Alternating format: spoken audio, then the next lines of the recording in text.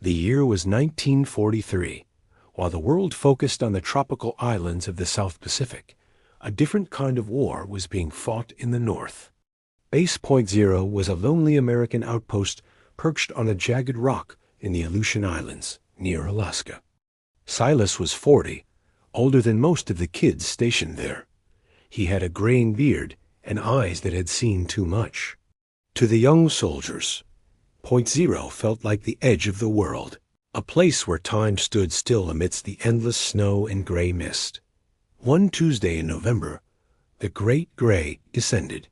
It was a fog so thick you couldn't see your own boots.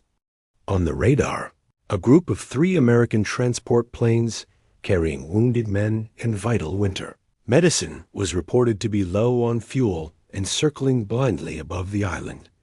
They couldn't see the runway, and their instruments were freezing over. "We have to light the path," the young lieutenant shouted over the howling wind.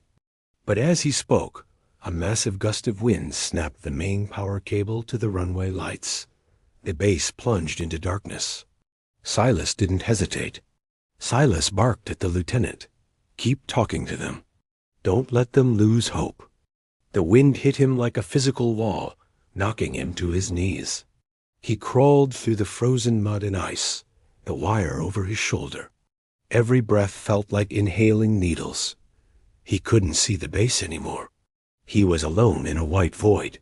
His fingers turned numb, then blue, but he kept moving, guided only by the memory of the terrain. When he finally reached the generator shed, he found it half buried in snow. Silas used his own lighter and some oily rags to create a small fire under the engine block to thaw the fuel line. Back at the airstrip, the soldiers heard the drone of engines getting lower and lower. Silas, shivering violently, connected the frayed wires. He held the connection together with his own hands, using a rubber mat to keep from being electrocuted.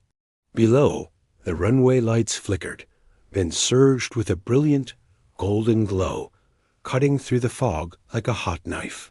One by one, the 3 transport planes touched down, their wheels skidding on the icy coral. Silas stayed in that shed for 2 hours, holding the wires together until the last man was off the planes. When they finally found him, he was slumped against the vibrating machine, unconscious but alive. Days later, when Silas woke up in the infirmary, one of the rescued pilots sat by his bed. He handed Silas a small rusted piece of the transport plane's propeller. "We thought we were ghosts," the pilot whispered. "Then we saw the light. Why did you stay out there?" Silas looked at his bandaged hands and gave a tired, dry smile. "Because on this island, we don't leave anyone in the dark." Point Zero remained a cold, miserable rock until the end of the war. But every night after that, when the lights hummed to life,